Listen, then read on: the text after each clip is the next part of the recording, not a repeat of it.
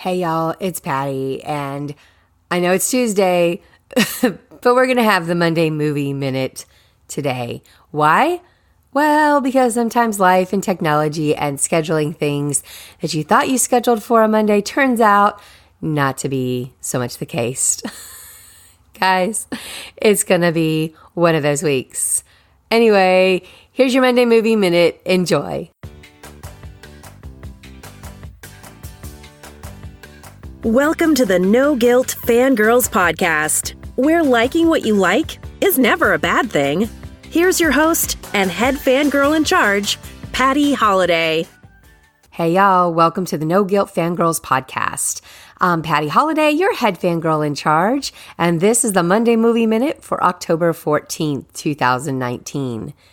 Every Monday, we talk about the movies and what came out in the theaters, or maybe what I'm excited about that's coming out in the theaters, or what I saw when sitting on my couch.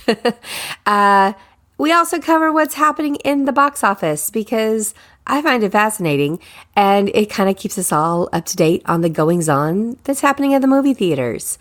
Now, sometimes these shows are short and sweet. Sometimes, we take a little bit longer and we go in depth on things. You never know what the Monday Movie Minute is going to bring you. Now, this week, we're talking about two shows, two pretty different shows. One of them is Jexi, and the other one is The Addams Family. Both are brand new to the theater this week. And you know what? Let's check in with the box office and see how they did. Up first in the number one position at the box office for the week, no one's surprised at all, but it's Joker. Joker continues to impress audiences, and I don't know, guys.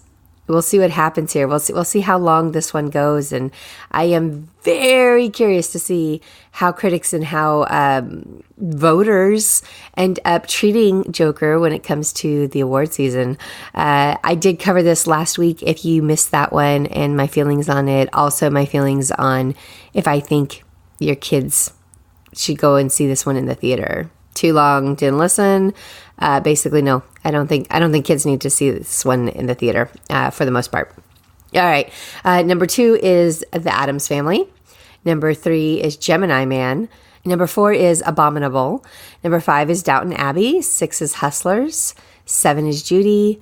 8 is It Chapter 2. 9 is Jexi.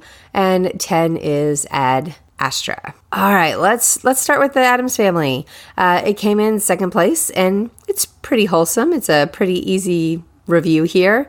That's it. That's the review. Just kidding. I'll give you more. But really, there's not a lot here in this one. Not a lot good, not a lot bad. It didn't wow me or upset me in either direction. So the plot of this one, we all know the Addams Family, of course, and the movie starts with the wedding of Morticia and Gomez, and of course the requisite, mass villagers coming after what they do not understand. That sets the tone for the rest of the film. Addams Family sets up shop on the top of a hill, away from everyone, shrouded by a mist, and they pretty much want to be left alone, and they like it that way. That's what their plan is. Morticia and Wednesday, we fast forwarded from the wedding about 13 years or so. So we have Morticia and Wednesday doing the typical power struggles that parents and kids do at times. Be it in the very Addams-y kind of way. She's now a teen in middle school, and, she wants to explore and to find out what's beyond the gates. And Morticia, of course, is like, no, just stay here until you're older, because she knows what's out there, and she knows they don't understand people like the Addams, right? The usual mother-daughter conflict. Pugsley is trying to be something he isn't in order to please his dad. Again, same old. Nothing surprising. No big plot twists here in this one. In the end, the villagers come for the family, and of course, the family has to band together to survive. So the question is it scary? Is it funny? It's not really either. And I dig some Wednesday dry and dark humor. I wasn't too disappointed there. She had some great lines and got some chuckles out of me. But other than her, no one was a big standout for me in the way this was written. The voice cast is fantastic, but the storyline and the writing just don't hold up to the potential that I think was there for this movie. Now, that being said, kids loved it. My kids loved it. I took my daughters. They laughed the entire time. They were having a blast. At the very end, we get a fun rendition of the Addams Family song as a sing-along, and the entire theater was enjoying it. So, what do I know, right? Really, I begin to wonder sometimes. So overall, as a parent movie review, I honestly think it's pretty fine. It's fine for kids unless they are extremely sensitive. But I'd guess you aren't taking your kiddo into a somewhat darker cartoon if that was the case. So you know your kids.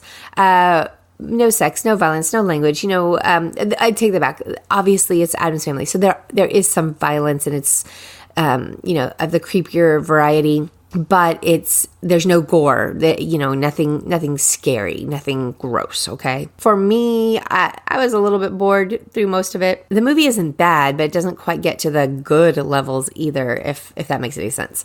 So if your kids want to see it, totally go. But $5 Tuesdays is sufficient as far as what to spend on this one.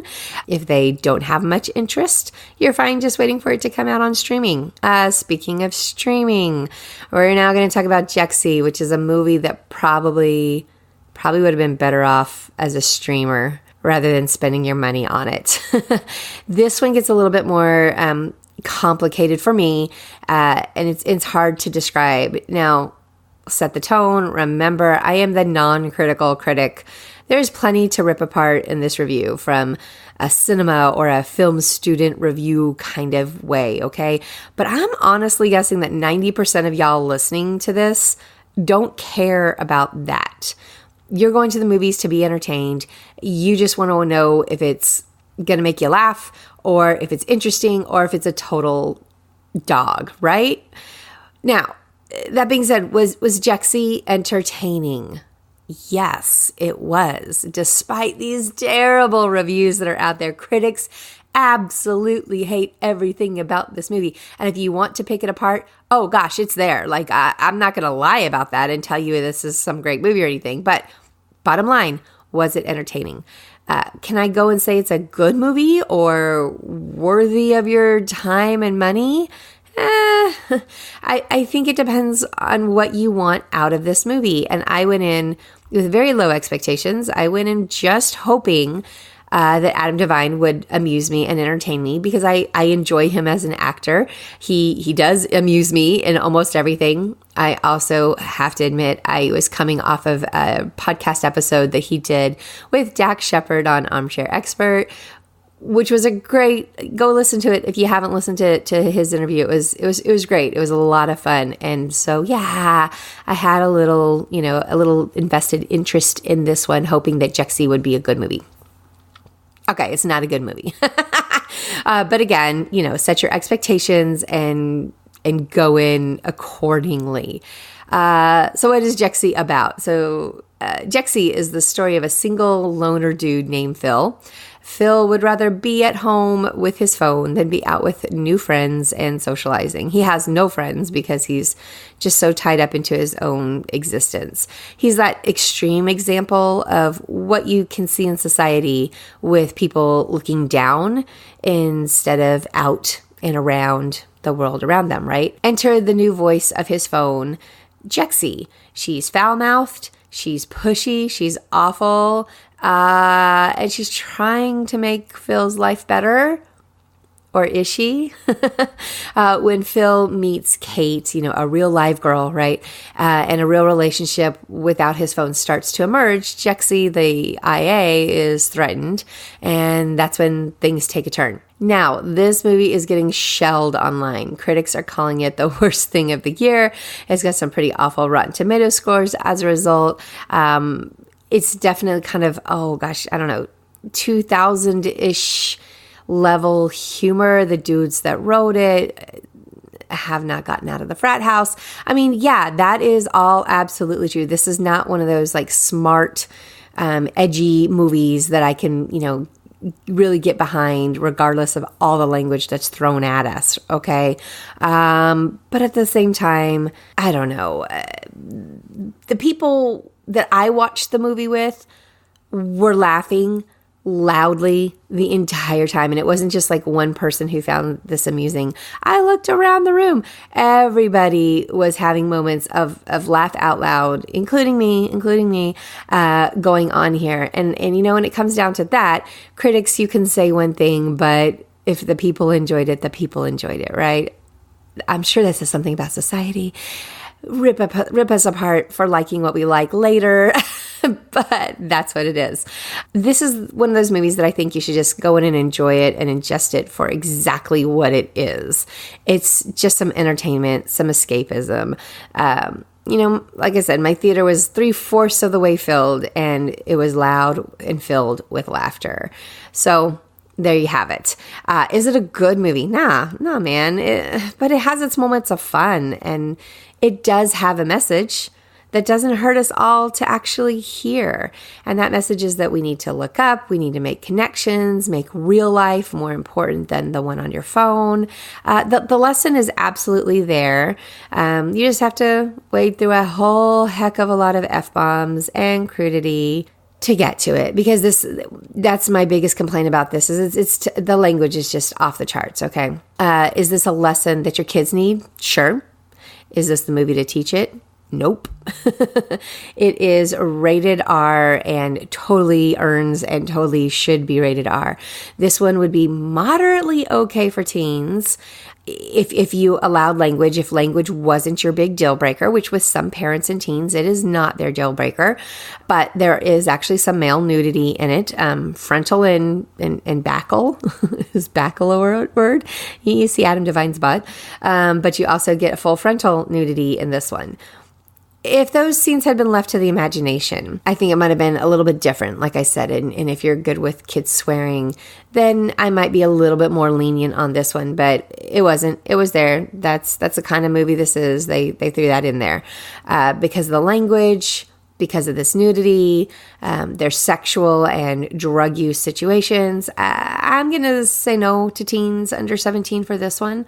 Hold on to that 17 and up R rating just as long as you can, parents. They don't need to see it. You can teach them all those fun little lessons that are tucked in there. You can find a way to teach them yourself. So yeah, just skip this one for the teens. They don't, it's not good enough. It doesn't give enough to counterbalance the bad that is Jexi. Okay. It's not a good movie. But it did entertain me. It did. And I refuse to break down every idiotic moment in it just because you can. I will throw some shade on this, 20-something journalist who is living in a row house in San Francisco, who drives a Mini Cooper and has financial issues that he alludes to. Because there's no way dude makes that kind of income based on his job in this show. I mean, I'm just saying that's the reality. I will criticize, and come on, guys. If you're going to pretend that he's some, struggling kind of millennial kid, then let's show a struggle. And he didn't have any. He didn't have one. All right. That's the Monday Movie Minute this week.